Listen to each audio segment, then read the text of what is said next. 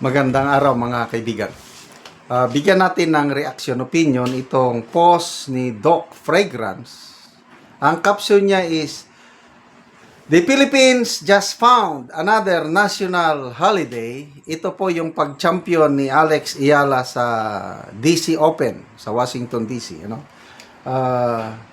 Kikita mo, masayang masaya, sumisigaw si Alex Ayala. Kailan? Meron siyang sinabi na although hindi malakas, parang silent sigaw. Kung ano-ano ang speculation na ano ba yan, nagmura ba? Ano ba yung sinabi niya? Okay, bantayan niyo yung panang bibiga. Yan.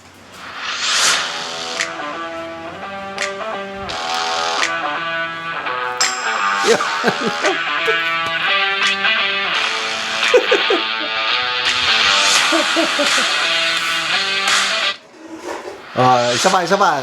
Tingnan yung bibig.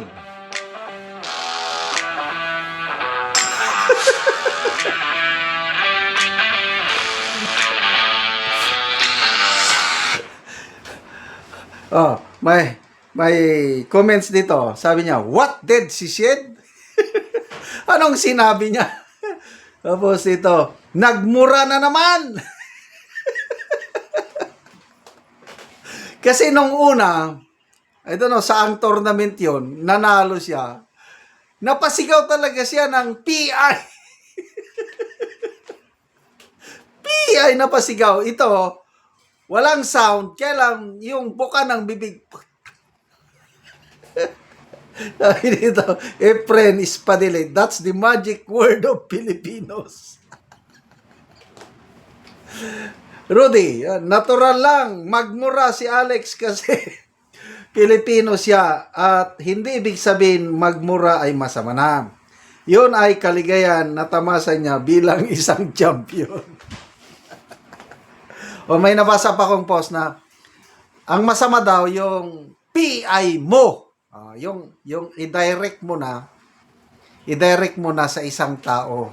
Kailan kung yung PI, parang expression lang yon ng either galit, either nagagalit ka or natutuwa ka na nangyari ang hindi inaasahan. Ganun ba yun? Iba talagang Pinoy, ano? Well, kanya-kanya na lang pananaw kung masama ba o hindi ang magmura. Kaya lang nakakatuwa. Pagbigyan na lang natin si Alex Ayala.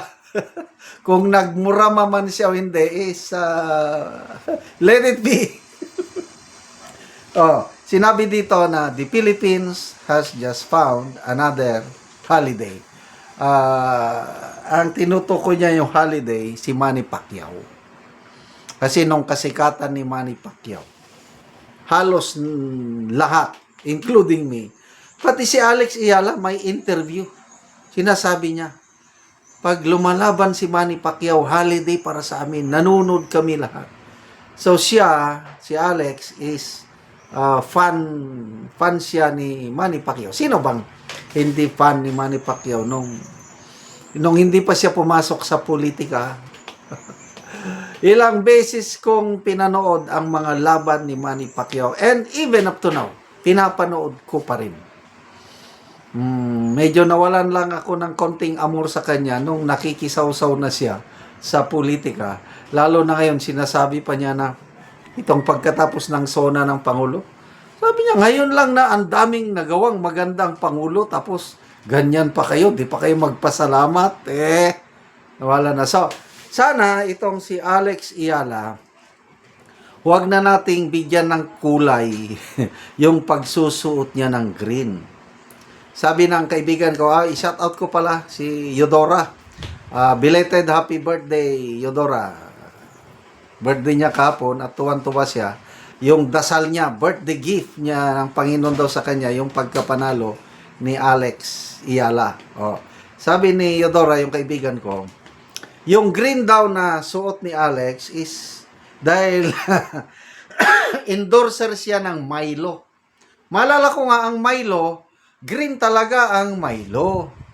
So, may napanood akong interview kay Alex. Mayroon daw mga ipinakita sa kanya na different colors. Anong pipiliin niya?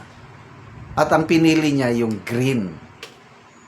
So, dahil napili niya ang green, walang kinalaman yan sa politika. Kasi sa politika natin, pag sinabing green, BP Sara na yan.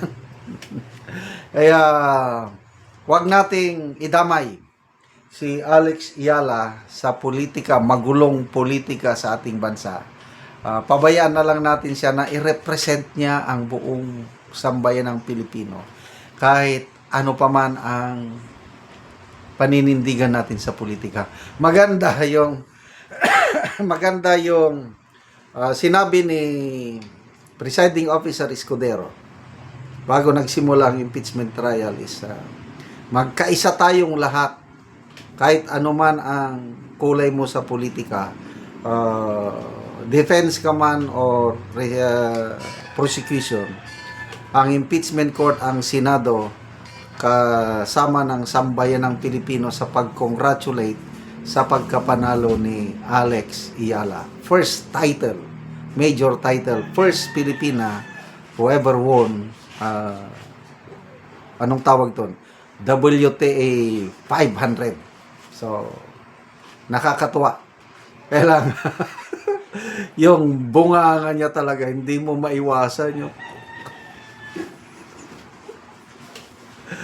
Ako, nung una, ganyan din ako, but ito na, ayoko na. Ayoko nang magmura ng ganun.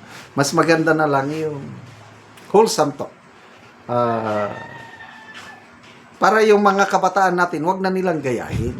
Kasi tayo, itong edad ko, namana ko yan sa mga ninuno ko. Naririnig ko sila nagmumurang ganun. Kaya nung bata ko, nagmumura din. Ngayon, hindi na. Mas maganda na lang yung magandang mga salita na lumalabas sa ating bibig. Salamat mga kaibigan sa inyong pagsubaybay sa channel nito. Nakakatulong kayo ng malaki sa tribong Talandig ng Bukidnon dahil ang income natin sa channel na ito is pantulong po sa tribo. Namimigay tayo ng libreng yero at pako para makapagpatayo naman sila ng mas magandang tirahan. Panoorin nyo ang video nito. Una ni si Nanay ang taga Anogero. Na ilahan ka ito kung hinabak.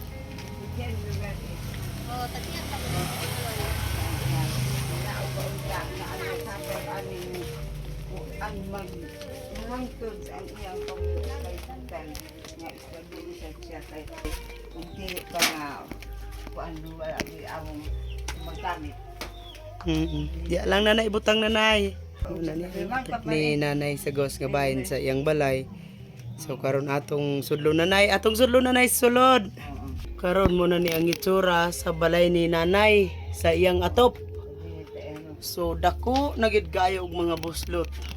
Salamat ako kay wala sa among panimalay ang tabang nga dako. Di mi makawayad sa kuan sa kabubuton lang. Salamat kaayo. So kuan na gid nanay ba? So gipang sapawan na unta apan lata na manggid ang yero. Nakatulog yapon. O mga dako na gid kaayo og buslot. So karon nanay pila na gani ni katuig ang imong balay? 35 na katuig. So dugay na gyud. Dugay na. Antos kami sa akalisod. Oo, so ikaw nanay balo ka na wa ka na ibana. Wala na napulo na katuig. Napulo na ka tuig sa imong pagkabalo. Pagkabalo. Oo, so unsa imong panginabuhian nanay?